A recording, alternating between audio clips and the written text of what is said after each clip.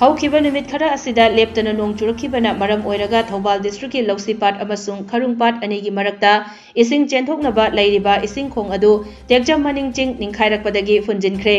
ꯇꯦꯛꯆꯝꯗ ꯏꯁꯤꯡ ꯏꯆꯥꯎ ꯊꯣꯛꯇꯨꯅ ꯌꯨꯝ ꯌꯥꯎꯅ ꯉꯥꯒꯤ ꯐꯥꯔꯝ ꯑꯃꯗꯤ ꯂꯧꯐꯝ ꯀꯌꯥ ꯏꯁꯤꯡ ꯊꯨꯝꯖꯤꯟꯈ꯭ꯔꯦ꯫ ꯂꯧꯁꯤꯄꯥꯠ ꯑꯃꯗꯤ ꯇꯦꯟꯊꯥꯔꯣꯝꯗꯒꯤ ꯆꯦꯟꯊꯔꯛꯄ ꯏꯁꯤꯡ ꯆꯦꯟꯊꯣꯛꯈꯤꯒꯗꯕ ꯇꯦꯛꯆꯝ ꯆꯤꯡꯒꯤ ꯆꯤꯡꯀꯛꯄꯤꯒꯤ ꯈꯣꯡ ꯑꯁꯤ ꯐꯨꯝꯖꯤꯟꯗꯨꯅ ꯏꯁꯤꯡ ꯂꯧꯁꯤꯄꯥꯠ ꯑꯃꯁꯨꯡ ꯇꯦꯛꯆꯝꯒꯤ ꯂꯧꯐꯝ ꯑꯃꯗꯤ ꯉꯥꯒꯤ ꯐꯥꯔꯝ ꯀꯌꯥ ꯏꯁꯤꯡ ꯊꯨꯝꯖꯤꯟꯈ꯭ꯔꯦ ꯍꯥꯏꯅ ꯇꯣꯉꯥꯟ-ꯇꯣꯉꯥꯟꯕ ꯃꯤꯗꯤꯌꯥꯁꯤꯡꯗꯁꯨ ꯍꯥꯟꯅ ꯌꯥꯎꯈꯤꯕ ꯂꯩꯈ꯭ꯔꯕꯅꯤ꯫ ꯈꯨꯠꯁꯦꯝꯒꯤ ꯏꯁꯤꯡ ꯏꯆꯥꯎ ꯑꯁꯤ ꯍꯟꯊꯈꯤꯒꯗ꯭ꯔꯥ ꯍꯥꯏꯅ ꯈꯜꯂꯝꯕꯗꯒꯤ ꯍꯧꯈꯤꯕ ꯅꯨꯃꯤꯠ ꯈꯔꯅꯤ ꯑꯁꯤꯗ ꯑꯃꯨꯛ ꯅꯣꯡ ꯂꯦꯞꯇꯅ ꯆꯨꯔꯛꯄꯅ ꯃꯔꯝ ꯑꯣꯏꯔꯒ ꯆꯤꯡꯀꯛꯄꯤꯒꯤ ꯑꯦꯔꯤꯌꯥꯗ ꯉꯁꯤ ꯆꯤꯡ ꯅꯤꯡꯈꯥꯏꯔꯒ ꯈꯣꯡ ꯑꯁꯤ ꯆꯥꯗ 80ꯒꯤ ꯆꯥꯡꯗ ꯐꯨꯟꯖꯤꯟꯈꯤꯕꯅꯤ ꯍꯥꯏꯔꯤ꯫ ꯄꯥꯎ ꯑꯁꯤꯅ ꯍꯥꯏ ꯆꯤꯡꯀꯛꯄꯤꯒꯤ ꯑꯦꯔꯤꯌꯥꯗ ꯐꯨꯟꯖꯤꯟꯈꯤꯕ ꯑꯁꯤꯅ ꯍꯥꯟꯅꯗꯒꯤ ꯏꯁꯤꯡ ꯊꯨꯝꯗꯨꯅ ꯂꯩꯔꯤꯕ ꯉꯥꯒꯤ ꯐꯥꯔꯝ ꯑꯃꯗꯤ ꯂꯧꯐꯝ ꯀꯌꯥ ꯑꯃꯨꯛꯀ ꯍꯦꯟꯅ ꯏꯁꯤꯡ ꯊꯨꯝꯖꯤꯜꯂꯛꯈꯤꯕꯅꯤ, ꯂꯣꯏꯅꯅ ꯄꯥꯠꯂꯣꯝꯗꯒꯤ ꯏꯁꯤꯡ ꯏꯅꯣꯠ ꯀꯥꯔꯛꯇꯨꯅ ꯇꯦꯛꯆꯝꯒꯤ ꯌꯨꯝꯁꯤꯡ ꯏꯁꯤꯡ ꯊꯨꯝꯖꯤꯟꯕ ꯍꯧꯔꯦ ꯍꯥꯏꯔꯤ꯫ ꯊꯧꯗꯣꯛ ꯑꯁꯤꯒꯤ ꯃꯇꯥꯡꯗ ꯇꯦꯛꯆꯝ ꯃꯅꯤꯡ ꯂꯩꯀꯥꯏꯗ ꯂꯩꯕ ꯇꯦꯛꯆꯝ ꯌꯨꯅꯥꯏꯇꯦꯗ ꯀ꯭ꯂꯕ ꯑꯣꯔꯒꯅꯥꯏꯖꯦꯁꯟ (TUCO)ꯒꯤ ꯃꯦꯝꯕꯔ ꯍꯦꯡꯂꯦꯝ ꯃꯣꯍꯟꯅ IT ꯅ꯭ꯌꯨꯁꯇ ꯍꯥꯏ ꯍꯧꯖꯤꯛ ꯇꯦꯛꯆꯝꯒꯤ ꯃꯐꯝ ꯀꯌꯥꯗ ꯄꯨꯡꯈꯥꯏꯗ ꯏꯁꯤꯡ ꯐꯤꯠ 1.5ꯒꯤ ꯆꯥꯡꯗ ꯍꯦꯟꯒꯠꯂꯛꯂꯦ꯫ ꯃꯁꯤꯅ ꯃꯔꯝ ꯑꯣꯏꯔꯒ ꯌꯨꯝ ꯊꯨꯝꯖꯤꯟꯕ ꯍꯧꯔꯦ꯫ ꯐꯤꯚꯝ ꯑꯁꯤꯅ ꯑꯁꯨꯝ ꯍꯦꯟꯒꯠꯂꯛꯂꯕꯗꯤ ꯍꯌꯦꯡ ꯐꯥꯎꯕꯗ ꯂꯦꯞꯇ꯭ꯔꯕꯗꯤ ꯌꯨꯝ ꯑꯌꯥꯝꯕ ꯏꯁꯤꯡ ꯊꯨꯝꯖꯤꯟꯈ꯭ꯔꯒꯅꯤ꯫ ꯍꯤꯔꯝ ꯑꯁꯤꯗ ꯂꯩꯉꯥꯛꯅ ꯃꯤꯠꯌꯦꯡ ꯆꯪꯕꯤꯔꯒ ꯃꯤꯌꯥꯝꯅ ꯊꯦꯡꯅꯔꯤꯕ ꯑꯋꯥꯕ ꯑꯁꯤ ꯀꯣꯛꯍꯟꯕꯤꯌꯨ ꯍꯥꯏꯅ ꯂꯩꯉꯥꯛꯀꯤ ꯄꯨꯛꯅꯤꯡ ꯆꯤꯡꯁꯤꯜꯂꯛꯂꯤ꯫ ꯈꯖꯤꯛ ꯈꯛꯇꯅꯤ ꯌꯦꯡꯉꯨ ꯏꯁꯤꯡ ꯆꯦꯟꯐꯝ ꯂꯩꯔꯤꯁꯦ꯫ ꯁꯤ ꯅꯤꯡꯈꯥꯏꯔꯛꯄꯗꯩ ꯁꯤꯅ ꯕ꯭ꯂꯣꯛ ꯇꯧꯔ ꯂꯩꯈ꯭ꯔꯒ ꯍꯧꯖꯤꯛ ꯂꯩꯖꯔꯤꯕ ꯃꯐꯝ ꯑꯁꯤ ꯈꯔꯪꯄꯥꯠꯀ ꯂꯧꯁꯤꯄꯥꯠꯀ ꯐꯥꯎꯅꯕ ꯑꯩꯈꯣꯏ ꯃꯌꯥꯝꯅ ꯆꯤꯡꯀꯛꯄꯤ ꯍꯥꯏꯔꯒ ꯈꯪꯅꯕ ꯃꯐꯝ ꯑꯗꯨꯗꯅꯤ꯫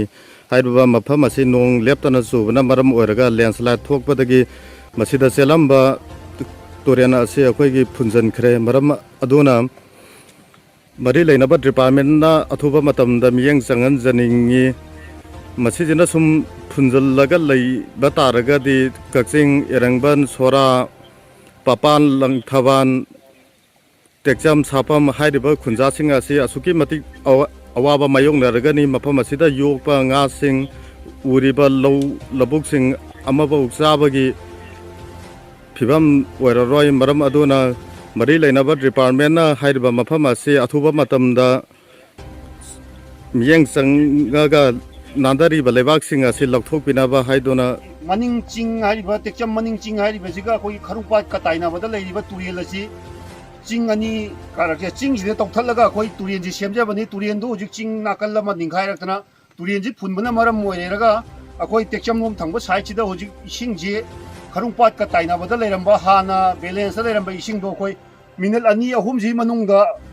पुंग अमा अनि जि मनुंग जिदा कोई इसिंग असि हुजिक फुल अहुम की मथद खेतनरेगा हुजे अथुबु मतमदा थुमजलक फार्म की रिंगबन मथकुने अखोइनो जि लेपचरिबजे अखोइना तौजरिबा पोत असि कनो तौना मसी मरी लेनबा डिपार्टमेंट की अथॉरिटी ने यंगसिन बिरेरगा अथुबदा मी यंग चंद्रगदी मसीदगी सोलकदबा पोतसे अखोइ खुंजा टेक्चम छापम अदगी अखोइगी काक्चिंग नुंगसे अखोइ लरिबा तेंधागुंबा करिबा लरिबा अखोइ खुंजा 8 9 सिदि अखोइ अवाबा यामना नंगनी हाइ तौथपि हारिबा मफम अदु निंगाइबदना मरम ओरगा अखोइ हाना मफम सिदा अखोइना युम ता लेरम मफम युम थुमजलकपगी सक्तम दुने अखोइना उच्चरिबजे सिगी मफम जे अखोइ जि पुंग 3 मखायम ची मनुंग दुने अखोइ थुमजलइबा पोत अजे अदो मसी अथुबा मतमदा मरी लेनबना यंगसिन बिद्रगदी मसी प्रजा मयाम जी यामना अवाबा ता